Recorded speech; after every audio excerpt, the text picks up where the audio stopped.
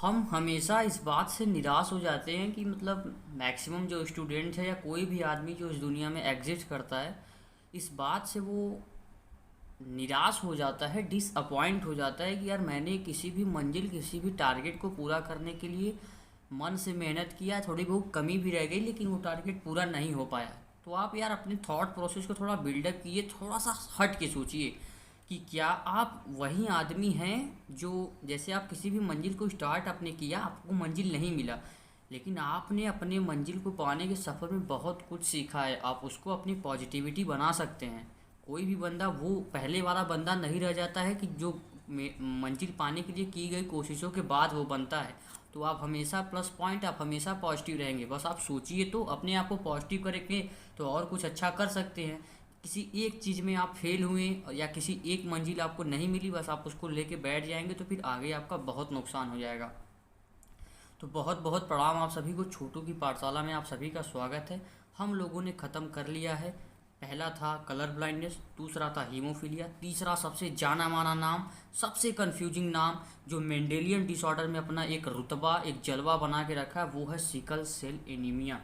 इसके लिए मुझे एनसीईआरटी से काट के लाना पड़ा ये फिगर, क्योंकि ये दिमाग में आते ही एक डर सा बैठ जाता है कि यार ये वाला फिगर आ गया, पता नहीं क्या ये सब बना दिए है, मज़ा नहीं आता है याद करने में। आ जाओ जी, आज आपको याद करा के यहाँ से भेजता हूँ चंद मिनटों के अंदर। सबसे पहले बेसिक बातें कर लेंगे, जब इस पे आऊँगा तो आपको एक्सप्लेन कर दूंगा ये क्यों बनाए हैं। सिकल सेल एनीमिया जो है इसके पहले जो दोनों डिसीज़ थी वो थी सेक्स लिंक्ड, ये है ऑटोसोम। क्या ये भी रिसेसिव है? वो दोनों भी रिसेसिव थी, ये भी रिसेसिव है। ट्रांसमिटेड कैसे होती है? When both parents are carrier. तो मैंने आपको बताया था कि व्हाट इज़ कैरियर, कैरियर क्या होता है। तो अगर दोनों पेरेंट जो हैं वो कैरियर हैं, तब उस बच्चे को या उस आदमी में जो भी बंदा है अफेक्ट हुआ है उसे सिकल सेल एनीमिया हो सकती है। ये इस ट्रांसमिशन का कारण। Controlled by single pair of alleles. अब सर ये HbA HbS ये सब क्या लिखा है? Hb तो हीमोग्लोबिन सभी जानते हो। हीमोग्लोबिन जैसे भी मेंडल ने जैसे टॉल टॉल के लिए दो चीज़ ली है, कैपिटल टी स्मॉल टी, ये दोनों एलील है ना एक दूसरे के लिए।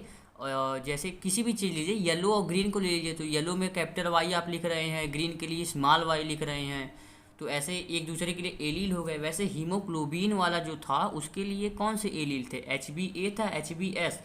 तो इसके तीन पॉसिबल जीनोटाइप्स बन सकते हैं। सर कैसे तीन पॉसिबल जीनोटाइप कैसे बन सकते हैं? पहले दोनों एक ही में दो ठो ले लीजिए, HbA को ले लीजिए, फिर दूसरा आपके पास पॉसिबिलिटी क्या है? HbS के ले लीजिए। ये जीनोटाइप बना रहा हूँ मैं, ऐसा ही तो बनता है। कैपिटल टी स्मॉल टी, क्या टॉल दिखता था? वो तो फिनोटाइप हो गया, टॉल है। आप केवल जीनोटाइप की बात कीजिए। हम दो एलील लिए, आपको रिलेट करा रहा हूँ मैं, उससे आसानी से समझ जाएंगे। कैपिटल टी था, स्मॉल टी था, ये दो एलील है किस चीज़ के लिए? टॉलनेस के लिए, लंबाई के लिए। ये मेंडल ने लिया। अब हमने क्या बनाया? कैपिटल टी ले सकते हैं एक genotype, capital T small T ले सकते हैं दो जीनोटाइप, स्मॉल टी ले सकते हैं तीन जीनोटाइप। वैसे ही यहाँ दो एलील है, HbA HbS। HbA ले लो एक जीनोटाइप, HbS ले लो दो जीनोटाइप, एक दो, HbA HbS ये वाला ले लो तीन जीनोटाइप। ठीक है। अब तीनों में से ऐसा कौन सा है जो डिसीज का फिनोटाइप शो करेगा? मतलब ऐसी कौन सी कंडीशन तीनों में से है जो आप में पाई गई? तो आपको मैं देख के बता दूंगा, मतलब जो भी आपका चेकअप करना पड़ेगा। ये तो जीन का हाल है तो मैं देख के कैसे बता सकता हूँ? माइक्रोस्कोपिक लेवल पे सारी कहानी रची गई है, तो मतलब वो भी मैं चेक करके बता सकता हूँ। कि क्या चेक करके बताऊँगा कि आपको सिकल सेल एनीमिया है? तो वो ये चीज़ें हैं। अगर आपके अंदर HbS पाई गई तो भाई साहब आपके अंदर वो डिसीज़ का जो है फिनोटाइप मतलब जो स्ट्रक्चर आप देख के बता सको बाहर से। ठीक है, ये चीज़ें, ये हो गया क्लियर। ये एनसीईआरटी दी है कि तीनों पॉसिबल जीनोटाइप में से जो HbS है वो जो डिसीज का फिनोटाइप है वो शो करेगी। ठीक है, अब चलते हैं भैया। HbA और HbS ये अनअफेक्टेड होता है। मैंने बोला ना केवल HbS और HbS जो है वो अफेक्टेड होता है, जो अफेक्टेड होगा वही तो डिसीज शो करेगा। अगर यही अफेक्टेड हो जाता है HbA और HbS तो ये इसमें दो नहीं करने लगते, तो ये अनअफेक्टेड होता है लेकिन एक कैरियर की तरह यूज हो सकता है। ये मतलब अनअफेक्टेड है, कैरियर तो कितनी बार बता चुका हूँ, क्यों टाइम वेस्ट करना है कैरियर में। चलो फिर बता देता हूँ। कैरियर मतलब वो जो आपके अंदर प्रेजेंट हो लेकिन शो ना हो, रिलेट कर लेना आप। ठीक है। अब देखिए कैरियर क्यों है, अब कैरियर होने से क्या हो सकता है, ड्यू टू दिस एनसीईआरटी कहते हैं 50% प्रोबेबिलिटी ऑफ ट्रांसमिशन, इनके कैरियर होने से 50% आशंका है कि आपको सिकल सेल एनीमिया हो जाए। ये भी काम के हैं, हालांकि पूरी तरीके से नहीं है, अनअफेक्टेड रहते हैं, बल्कि रोग को एक जगह से दूसरे जगह पहुंचाने में इनका भी रोल हो सकता है, वो भी 50%, मामूली बात नहीं है। अब आ जाइए कुछ बातें पढ़ लेते हैं, फिगर का एनालिसिस कर देते हैं, खत्म।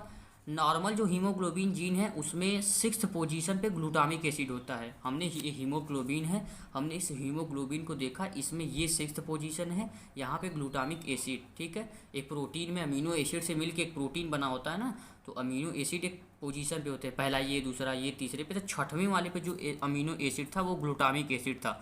लेकिन जब आप अफेक्ट हुए सिकल सेल एनीमिया के लिए, तो पहले ये समझिए कि सिकल सेल होता क्या है। सिकल सेल नॉर्मली जो हीमोग्लोबिन होती है, नॉर्मली जो आरबीसी का शेप होता है उसमें कुछ इस प्रकार का शेप होता है कि हीमोग्लोबिन ईजिली बाइंड कर सके, आसानी से उसे बॉन्ड बना सके, तभी तो आपको फ़ायदा होगा। सिकल सेल एनीमिया में वो आरबीसी का शेप अपने, हालांकि बाई कॉन्केव होता है, आप जानिए, तो आरबीसी का शेप बाई कॉन्केव से बिगड़ उगड़ के सिकल सेल बन जाता है। जब उसका सरफेस सिकल सेल बन जाता है तो हीमोग्लोबिन बाइंड नहीं कर पाती है।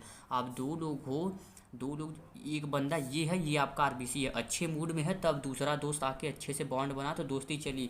अब इसका किसी ने आके मूड बदल दिया, अब आप आ रहे हैं, बॉन्ड बन ही नहीं रहा, बॉन्ड बन ही नहीं रहा है आपसे आके। अगर ऐसे रहता तो बॉन्ड बनता। वही चीज़ है, शेप चेंज हो गया मतलब आपको रोग हो गया। शेप चेंज, अब शेप चेंज होने से ऐसा क्या हो गया सर, मान लो नॉर्मल पे तो 6th पोजीशन पे ग्लूटामिक एसिड थी, अगर शेप चेंज हो गया फिर भी 6th पोजीशन पे ग्लूटामिक एसिड रहती तो काम हो जाता। लेकिन जब चीज़ें सिकल सेल एनीमिया में नॉर्मल हीमोग्लोबिन जब सिकल सेल टाइप मतलब सिकल सेप अपना आकार धारण करती है, सिकल सेप टाइप की हो जाती है, तो उसमें 6th पोजीशन पे ग्लूटामिक एसिड की जगह वैलिन आ जाता है, which is also amino acid. 6th position पे वैलिन आ जाता है, ठीक है। बस यही चीज़ है। लास्ट मैंने लिखा था कि जो सिकल सेप होता है वही चीज़ें लिखा जो अभी मैंने बताया। लिख इसलिए लेता हूँ क्योंकि आपको चीज़ें जब आप ये वीडियो देखें तो विजुलाइज हों, तो चीज़ें अच्छे से याद हो जाएं। तो सिकल सेप क्या होता है, आरबीसी का स्ट्रक्चर बाई कॉन्केव से सिकल सेल हो जाता है, जिससे वो बाइंड नहीं कर पाता। वो का मतलब कौन, हीमोग्लोबिन। ये मैं वो लिख दिया था तो एक तरीका निकाला कि यार कैसे लिखो, तो फिर हीमोग्लोबिन यहाँ लिख दिया। वो का मतलब कौन, हीमोग्लोबिन। ये देसी भाषा है व्हाट्सअप वाली। अब ये चीज़ें आपकी पूरी क्लियर हो गई। यहाँ तक आपको मैं तो जानता हूँ कि यार अगर 100 बच्चे इस वीडियो को देखें तो उसमें से एक जो नींद जिसको आ रही होगी वही थोड़ा बहुत नहीं समझा होगा, बाकी 99 तो अच्छे से समझ ही गए होंगे क्या है ये। अब ये रहा जी फिगर जिससे आप डरते हो, क्या बता दिया हो, ये क्या, ये तोप है इसमें। ये आपका नॉर्मल कंडीशन रहा, ये है सिकल, लिख भी दिया है, ये नॉर्मल है, ये है सिकल सेल वाला। नॉर्मल में मैंने क्या बताया था, जो 6th पोजीशन है वहाँ पे क्या होता है, GLU मतलब ग्लूटामिक एसिड। 6th पोजीशन है वहाँ पे ग्लूटामिक एसिड होती है। उस ग्लूटामिक के क्या रिस्पॉन्सिबल था सर, बोले ये तो बता दिया, ये बीच में तीर लगा है। अरे यार मैंने आपको इसकी पहली वीडियो बताया था ना, ट्रांसक्रिप्शन का प्रोसेस बताया था ना, कैसे बनता है डीएनए से प्रोटीन, वैसे ही ये नाइट्रोजन बेस है। जी ए जी का उल्टा क्या बना, जी से सी बना, ए से टी बना, फिर जी से सी बना। अब सी से mRNA मैंने बनाया, ट्रांसक्रिप्शन मैंने जब किया, या इस वाले कोड को लेके हमें mRNA बनाना है, तो सी का उल्टा जी, टी का उल्टा ए, सी का उल्टा जी।